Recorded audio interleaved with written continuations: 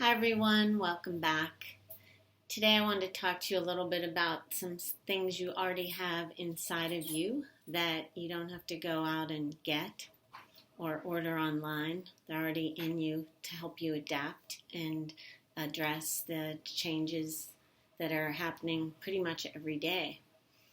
One of the cool things about being a human being is that we have this ability to respond to change and new circumstances, new temperatures, new even air quality and gravity and you name it. We're made to adapt. It's such a gift, and we've done it historically for hundreds and hundreds and hundreds of years, and we're doing it now, and we'll do it again.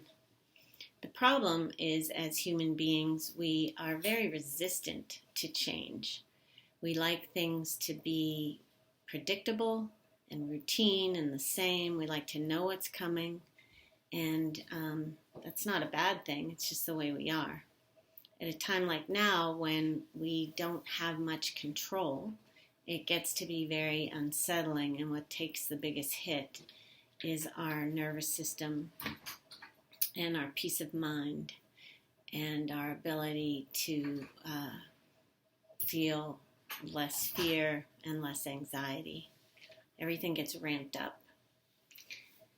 So it behooves us to just notice how we're feeling, really notice what it feels like inside, even what body part is affected. It might be around your chest or your heart or your belly. And also to recognize that that's normal, that it's not unusual or strange or weird that you're feeling that way. I mean, not liking change is part of being who you are. It's also helpful to remember that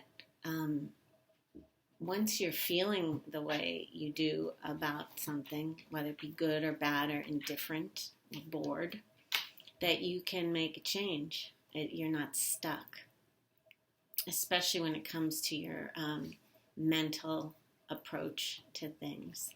So the mind has this amazing neuroplasticity ability to shift and morph according to its circumstances, and this is what's happening here. So today I wanted to read you a short story by Portia Nelson, Autobiography in 5 short chapters, it's called. And this one always comes to mind at times when I'm feeling like I am stuck or have no agency over what's happening. It just reminds me of the human quality of adapting that we have. Autobiography in 5 short chapters. Chapter 1. I walk down the street. There's a deep hole in the sidewalk. I fall in. I am lost. I am hopeless. It isn't my fault. It takes forever to find a way out. Chapter 2. I walk down the same street. There's a deep hole in the sidewalk. I pretend I don't see it. I fall in again. I can't believe I'm in this same place. But it isn't my fault. It still takes a long time to get out. Chapter 3. I walk down the same street. There's a deep hole in the sidewalk. I see it there. I still fall in. It's a habit. But my eyes are open. I know where I am. It is my fault. I get out immediately. Chapter 4.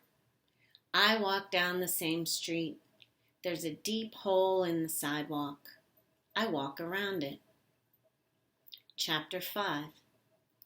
I walk down another street. So I think that's a great example of how we can fall down, make mistakes, be in the midst of figuring things out. And some of it's good, some of it's bad, some of it's ugly. And we're learning now new ways of being together, either in close contact with each other in our homes or far away from each other. People that normally we'd be visiting with, hanging out with, people in nursing homes or in hospitals, places we can't go anymore right now. So we're figuring it out. We're figuring it out as we go along. And this requires self-compassion because we're not going to get it perfect. And there is no perfect. And there's no guidebook for this. We're figuring it out as we go, and it's different for each of us, how we adjust, how we respond, how we acclimate.